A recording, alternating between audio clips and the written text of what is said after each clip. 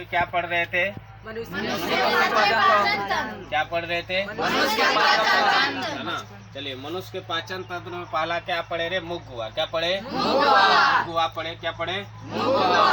मुगुआ में के बाद मैंने क्या पढ़ा रे? लार ग्रंथि। लार ग्रंथि। लार ग्रंथि के बाद अब मैं क्या पढ़ने वाला हूँ रे? ट्रेकिया। ट्रेकिया जो मूल रूप से क्या है? फेफड़ा से जुड़ा होता है। किससे जुड़ा होता है? फिर इसके बाद डायफ्राम। क्या है? डायफ्राम। क्या है? डायफ्राम जो क्या है रे? हमारे बॉडी के सबसे ऊपर वाला, ऊपर से नीचे, ये मूल रूप से किसमें पाया जाता है रे? वक्ष गुहा में। किसमें रे?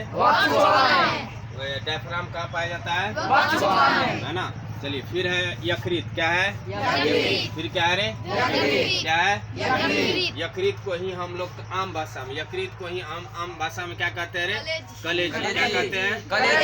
यकृत को ही आम भाषा में क्या कहते हैं? कलेजी। है ना। और इसी को इंग्लिश में लीवर कहते हैं। क्या कहते हैं? लीवर। इस बार पूछा भी था, लीवर कौन सी ग्रंथि? निम्नलिखित में सबसे, मनुष्य का शरीर का सबसे बड़ी ग्रंथि कौन सा है? तो लीवर। कौन सा होता है रे?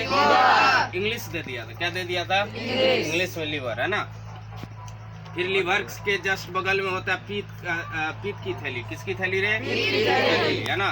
फिर पीत का थैली के बाद ये सभी क्या, एक प्रकार के एंजाइम सर्विस करता है। क्या करता है? एंजाइम। है ना। फिर अमाशय। क्या है? पिलिया। पिलिया को हम लोग तिल्ली कहते हैं। क्या कहते हैं?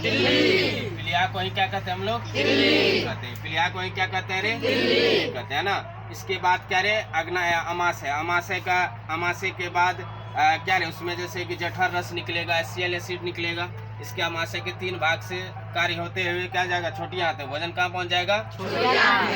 छोटी आंत में भोजन का पूर्ण पाचन हो जाएगा। भोजन का क्या हो जाएगा? छोटी आंत के बाद भोजन पहुँचेगा बड़ी आंत में। कहाँ पहुँचेगा? और बड़ी आंत होते हुए कहाँ पहुँच जाएगा रे? रेक्टम। कहाँ पहुँच जाएगा? और रेक्टम को ही मलाशय कहते हैं। रेक्टम को ही क्या कहते हैं? है ना। रेक्टम को ही क्या कहते हैं? इसी मल को कहते हैं हम लोग आम भाषा में लेटरिन। क्या कहते हैं?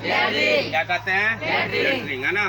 चलिए, आज यहीं तक रहने देना है, कल इससे आगे जाना।